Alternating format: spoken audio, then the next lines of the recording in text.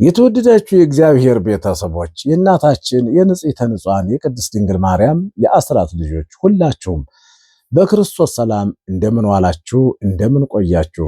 ልዑል አምላካችን እግዚአብሔር ይችን ዕለት ይችን ሰዓት ባርኮ ቀድሶ ስለሰጠን ለዘላለሙ የተመሰገነ ይሁንልን። ዛሬ እንደ እግዚአብሔር ፈቃድ መዝሙር 45ን እንማራለን። በዚህ በመዝሙር 45 እግዚአብሔር አምላክ ለሰው ልጆች የገባውን ቃል ኪዳን እናገኛለን። አንደኛ የሰው ልጅ መጠጊያና መሸሸጊያ ባጣ ጊዜ እግዚአብሔር አምላክ መጠጊያና መሸሸጊያ እንደሚሆነው ለሰው ልጆች ሁሉ ቃል ኪዳን የገባበት። ሰላምና ደስታን ባጣን ጊዜ ሰላምና ደስታ እንደምናገኝ፣ ምድር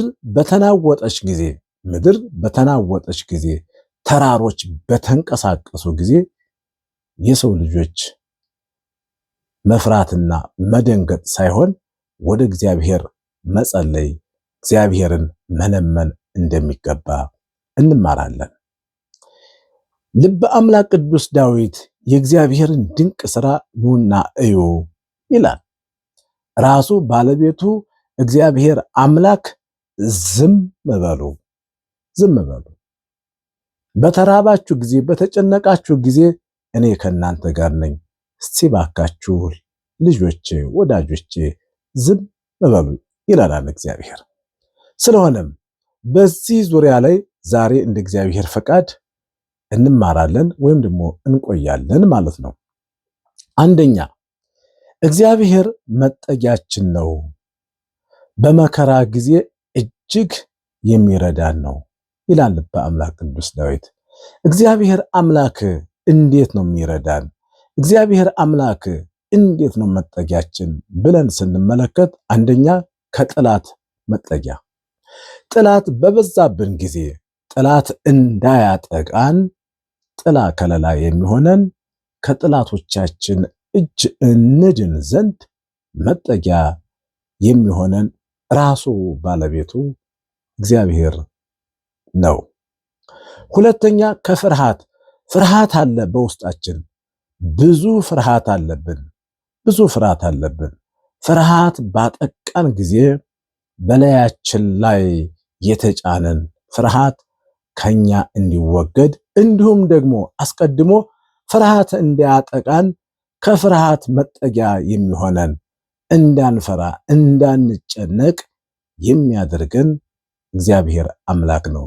እግዚአብሔር መጠጊያችን ነው፣ በመከራ ጊዜ እጅግ የሚያድነን ነው ብሎ ልበ አምላክ ቅዱስ ዳዊት እንደተናገረው ከኃጢአት መጠጊያ፣ ኃጢአት ባጠቃን ጊዜ ከኃጢአት ሁሉ እንዲጠብቀን፣ በእኛ ላይ ኃጢአት ሲመጣ ከኃጢአት ነፃ የሚያወጣን፣ ገና ኃጢአት ውስጥ እንዳንገባ፣ በኃጢአት ውስጥ ገብተን በኃጢአት እንዳንጨማለቅ ከክፉ ኃጢአት ሰይጣን ከሚያመጣብን ክፉ ኃጢአት የሚጠብቀንና መጠጊያ የሚሆነን።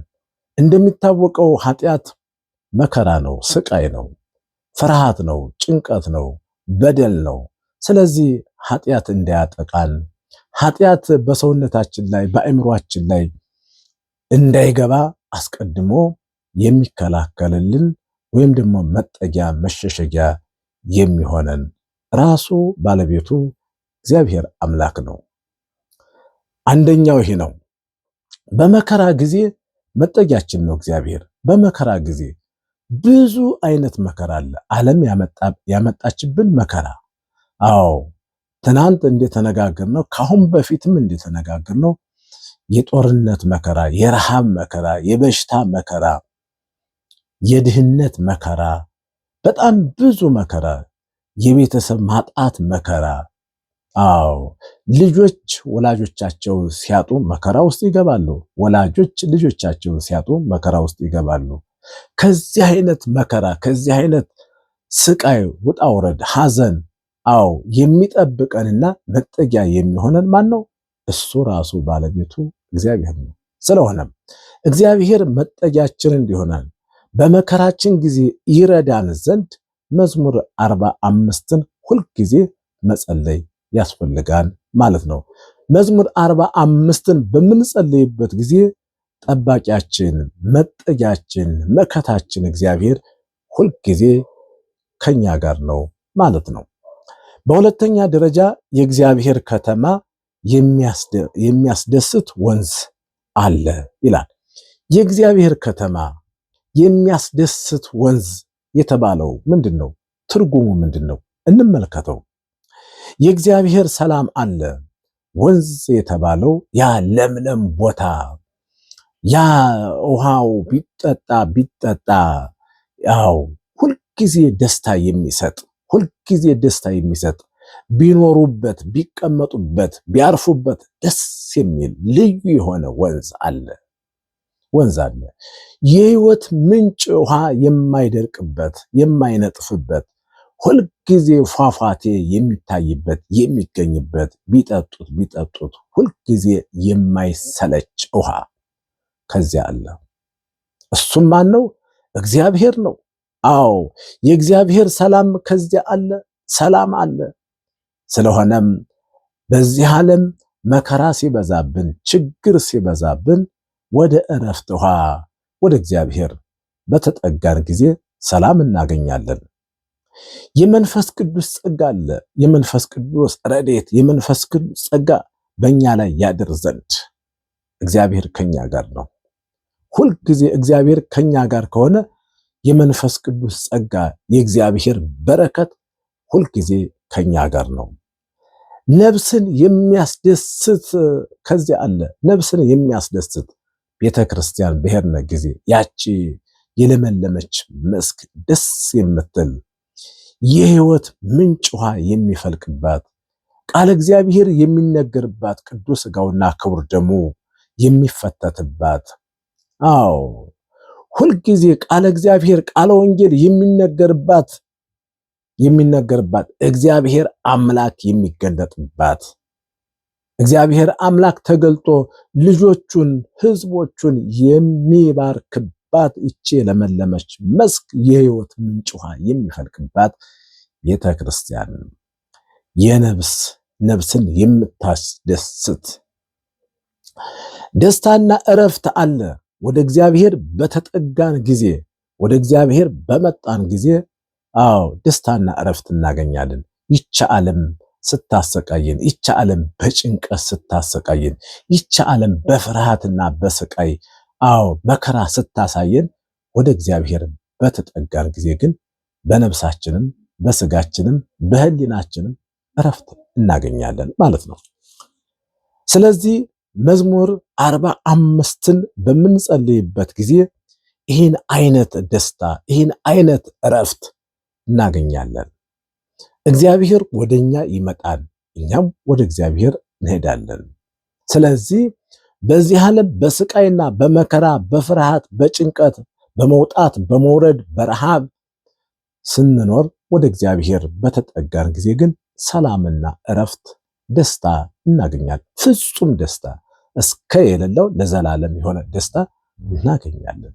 ስለዚህ መዝሙር 45ን ስንጸልይ ሰላምና ደስታ እናገኛለን። የተወደዳችሁ የእግዚአብሔር ቤተሰቦች በሕይወታችሁ ደስታ ያላገኛችሁ፣ እረፍት ያጣችሁ፣ በሐዘን በጭንቀት በመከራ በመውጣት በመውረድ ያላችሁ ወገኖቼ መዝሙረ ዳዊትን ጸልዩ። መዝሙር 45ን ስትጸልዩ የእግዚአብሔርን ደስታ፣ የእግዚአብሔርን ፍቅር፣ የእግዚአብሔርን ሰላም ታገኛላችሁ። በሶስተኛ ደረጃ ምድር ስትናወጥ እግዚአብሔር ከኛ ጋር ነው። ምድር ስትናወጥ እግዚአብሔር ከኛ ጋር ነው።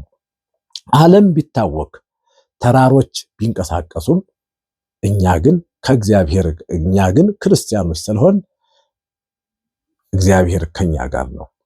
አዎ እኛ በእግዚአብሔር ስለምናምን በእግዚአብሔር የምናምን ክርስቲያኖች ስለሆን እንዲሁም ደግሞ ሁልጊዜ መዝሙረ ዳዊትን ስለምንጸልይ ውዳሴ ማርያም ስለምንጸልይ ጸሎት ሁልጊዜ አዘውትረን ስለምንጸልይ እግዚአብሔር በጸሎታችን ስለሚቀርበን እግዚአብሔር ከኛ ጋር ስለሆነ አዎ ዓለም ስትናወጥ ተራሮች ቢንቀሳቀሱም እንኳን የእግዚአብሔር ልጆች እኛ በፍጹም አንፈራም፣ አንደነግጥም። ሁለተኛ ህይወታችን በችግር ስትናወጥ ውስጥ ስትናወጥ ይቺ ዓለም በችግር ውስጥ ስትሆን እኛም ህይወታችን መላ ዘመናችን በችግር ስንናወጥ ወደዚህ ስንል ነገር ግን ሁልጊዜ እግዚአብሔርን በጸሎት ስለምንጠራው ሁልጊዜ እግዚአብሔር ከኛ ጋር ስለሆነ ያቺ የምትናወጠው ዓለም ባለችበት ትረጋጋለች። ሐዋርያት በጀልባ ሆነው በባህር ላይ ሆነው ሲሄዱ ማዕበል ተነስቶ መርከቧ ወይም ጀልባዋ ልትገለበጥ ስትል ጌታ ሆይ አድነን ልንጠፋ ነው፣ ጌታ ሆይ አድነን ልንጠፋ ነው ብለው ጸለዩ። አምላካችን መድኃኒታችን ኢየሱስ ክርስቶስ ሁሉ የሚገዛለት ሁሉ የሚታዘዝለት ንፋሱ አውሎ ማዕበሉ የሚታዘዝለት አምላክ አውሎውን ወይም ንፋሱን ወይም ወጀቡን ገሰጸው፣ ጸጥ አደረገው። መርከቧ ባለችበት ቀጥ ብላ ቆመች። ሐዋርያት ከመስጠም ከመሞት ዳኑ። የተወደዳችሁ የእግዚአብሔር ቤተሰቦች ይቺ ዓለም የተለያየ ማዕበል ሁከት ስታመጣብን ነገር ግን እግዚአብሔርን እንጠራለን። ማዕበሉ፣ መከራው፣ ፈተናው፣ ወጀቡ፣ ስቃዩ ሁሉ ባለበት ጸጥ ይላል። ይህን የምናደርገው ደግሞ መዝሙረ ዳዊትን በምንጸልይበት ጊዜ በእኛ ላይ የመጣው ማዕበል፣ በእኛ ላይ የመጣው የመከራ ወጀብ ባለበት ጸጥ ይላል፣ ይገስጸዋል እግዚአብሔር። ሌላው ምንድነው? ሰላም በምድር ሲጠፋ ሰላም የለም። አዎ በመላው ዓለም በመላው አገር ሰላም የለም። የጦርነት ድምፅ ነው የምንሰማው። የእርስ በርስ ጦርነት ድምፅ ነው የምንሰማው። ወንድምና ወንድም ሲገዳደሉ እንሰማለን፣ እናያለን። ምንም ማንሰማው ነገር አለ? በጆሮአችን የማንሰማው በዓይናችን የማናየው ነገር ስንት ነገር አለ? ብዙ ነገር እኮ ነው። ስለዚህ ዓለም ስትናወጥ፣ ዓለም በጦርነት ስትናወጥ፣ ዓለም ጦርነት ስታወርድብን፣ በጦርነት እኛን ልትጨርሰን ስትል ዓለም እግዚአብሔር አምላክ ከኛ ጋር ሆኖ በእኛ ላይ የመጣውን ጦርነት ጸጥ ያደርገውና ምድሪቱን ሰላም ያደርጋታል ማለት ነው። ጦርነትና መከራ ሲበዛብን እግዚአብሔር ከኛ ጋር ነው። ሰውን ተስፋ የሚያስቆርጥ ነገር ሲመጣ፣ ሰውን ተስፋ የሚያስቆርጥ ነገር በጣም ብዙ ነው። ይገርማችኋል። ባልዋላችሁበት እንዳደረጋችሁ ተደርጋችሁ ትታማላችሁ አይደለም? በጣም ብዙ ነገር ምንም ባላደረጋችሁት ምንም ባልሰራችሁት ነገር ሰዎች ያሟችኋል። ሰዎች ብዙ ነገር ይሏችኋል። ሰዎች ሊገርፏችሁም ይችላሉ፣ ሊያሳስሯችሁም ይችላሉ። ብዙ ነገር ይሏችኋል። ተስፋ የሚያስቆርጥ ነገር ብዙ ሰዎች እኮ በሰዎች ተስፋ ቆርጠው የሞቱ ስንቶች ናቸው? የታመሙ ስንቶች ናቸው? ለጭንቀት የተዳረጉ፣ ለልብ ህመም፣ ለደም ግፊት፣ ለስኳር ተላልፈው የተሰጡ ስንቶቹ አሉ። ስለዚህ ተስፋ የሚያስቆርጥ ነገር ሲገጥመን መዝሙረ ዳዊትን መጸለይ ብቻ ነው ዋናው ትልቁ መድኃኒቱ ይህ ብቻ ነው። ሌላ ቦታ የለም መድኃኒት። ከሰው ወገን ምንም አይነት መድኃኒት አታገኙም። አንዳንድ ደጋግ ክርስቲያኖች፣ አንዳንድ ደጋግ ባለሙያዎች ሊያጽናናችሁ ሊያበረታቷችሁ ይችሉ ይሆናል። እስከዚያው ድረስ ነው ግን እሱ እስከ ማታ ድረስ ለዘላለም የሚያጽናናችሁ የሚያበረታታችሁ ተስፋ የሚሰጣችሁ ግን ጸሎት ነው። እሱም ደግሞ ጸሎት እግዚአብሔርን የምንጠራበት እግዚአብሔር አምላክ ወደኛ የሚቀርብበት እና ተስፋችን የሚሰጠው አምላክ ወደኛ የሚመጣበት መሳሪያ ነው ማለት ነው። ማን? ጸሎት። በአራተኛ ደረጃ አሕዛብ ታወኩ ይላል። አሕዛብ ታወኩ። አሕዛብ በተጨነቁ ጊዜ እኛ ግን አለን። አሕዛብ በተጨነቁ ጊዜ አሕዛብ በእግዚአብሔር ስለማያምኑ ተስፋ የላቸውም። እኛ ግን በእግዚአብሔር እናምናለን። ማመን ብቻ ሳይሆን እንጸልያለን። በዚህን ጊዜ እግዚአብሔር ከኛ ጋር ነው። ወይም እነሱ በተጨነቁ ጊዜ እኛ እንደሰታለን። አሕዛብ በጦርነት በሆኑ ጊዜ እኛ ግን በሰላም ምድር እንኖራለን። አዎ የኛን ምድር የኛን አካባቢ ሰላም ያደርገዋል። ልባችን ሰላም ይሆናል። አይምሯችን ሰላም ይሆናል። አዎ አሕዛብ በራሳቸው ጦርነት ሲያመጡ እኛ ክርስቲያኖች ደግሞ በእግዚአብሔር ቸርነት አሕዛብ ባመጡት ጦርነት፣ አሕዛብ ባመጡት ሁከት ያ ነፃ እንሆናለን ማለት ነው። ሌላው መንግስታት በተናወጡ ጊዜ እኛ ክርስቲያኖች ተረጋግተን እንቆማለን፣ ተረጋግተን እንኖራለን፣ እንቀመጣለን። አዎ እውነት ነው። ነገስታት በመንበራቸው ቁጭ ብለው በቤተ መንግስታቸው ቁጭ ብለው በምድር ላይ ግን ጦርነት ሊያመጡ ይችላሉ። የእርስ በርስ ጦርነት ሊያመጡ ይችላሉ። አንዱ ሀገር ከሌላው ሀገር እንዲተኳኮስ፣ ሰዎች በጦርነት እንዲሞቱ ያደርጋሉ። ምናልባት የጦርነቱ ወላፈን እነሱን አያገኛቸውም። ከታች ያለው ህዝብ ግን በጦርነት ያልቃል ማለት ነው። በዚህ ውስጥ እኛ ክርስቲያኖች ከዚህ መንግስታት ካመጡት ሁከት፣ ፍጅት፣ ጦርነት እንድናለን። በማን ቸርነት? በእግዚአብሔር ቸርነት። እንዴት? በጸሎታችን። ስለዚህ በጦርነት ያላችሁ፣ አዎ በበረሃው ያላችሁ፣ በጦርነት ውስጥ ያላችሁ ወገኖች ጠላት ከሚወረውርባችሁ ጦር መሳሪያ ትድኑ ዘንድ ምንጊዜም መዝሙረ ዳዊትን ጸልዩ። ማን ነው የከለከላችሁ? ወታደር አይጸልይም፣ የጦር መሳሪያ ብቻ። አዎ እና ጦርነት ጥይት መተኮስ ብቻ ነው ብሎ ማን ነው የነገራችሁ? እነ ቅዱስ ጊዮርጊስ እኮ ለጦርነት ሲወጡ ቅዱሳን ሰማዕታት አባቶቻችን እኮ ጠላቶቻቸውን ድል ለማድረግ ለጦርነት ሲወጡ ስመ እግዚአብሔርን እየጠሩ ነበረ። ከጋሻቸው የእግዚአብሔርን ስም ጽፈው ነበረ። በዚህን ጊዜ ጋሻቸው ኃይል አድርጎ ብዙ ሺህ ጠላቶቻቸውን ገለው ይመለሳሉ። ስለዚህ የተወደዳችሁ የእግዚአብሔር ቤተሰቦች መንግስታት በታወኩ ጊዜ፣ መንግስታት ጦርነት ባስነሱ ጊዜ እኛ ክርስቲያኖች ተረጋግተን እንኖራለን ማለት ነው። ዓለም በፍርሃትና በጭንቀት ውስጥ በሆነች ጊዜ እኛ ግን ክርስቲያኖች በዚህ ዓለም ብንኖርም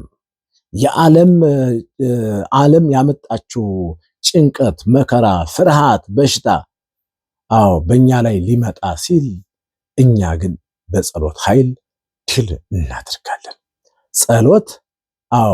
ጸሎት እጅግ በጣም የጻድቅ ሰው ጸሎት እጅግ በስራዋ ኃይል ታደርጋለች ተብሎ ስለተጻፈ ማለት ነው። የኛ የክርስቲያኖች ጸሎት ምንጊዜም በስራዋ ኃይል ታደርጋለች።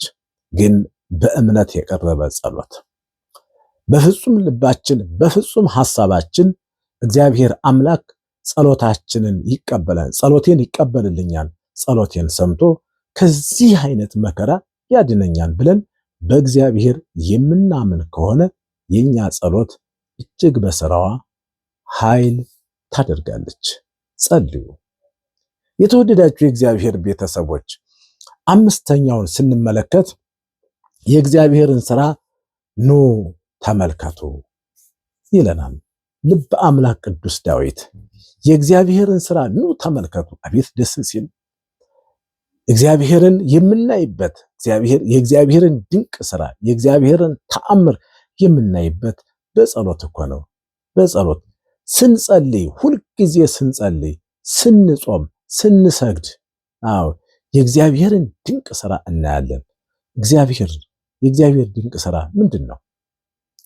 የእግዚአብሔር የማዳኑን ሥራ ኑና እዩ ይላል ልበ አምላክ። የማዳኑን ሥራ ልጆቹን ሲያድናቸው፣ ሲጠብቃቸው፣ ጠላት ካመጣው ጦርነት፣ መንግስታት ካመጡት ጦርነት ከፍርሃትና ከጭንቀት ነፃ ሲያወጣቸው፣ ሲያድናቸው ኑ ተመልከቱ።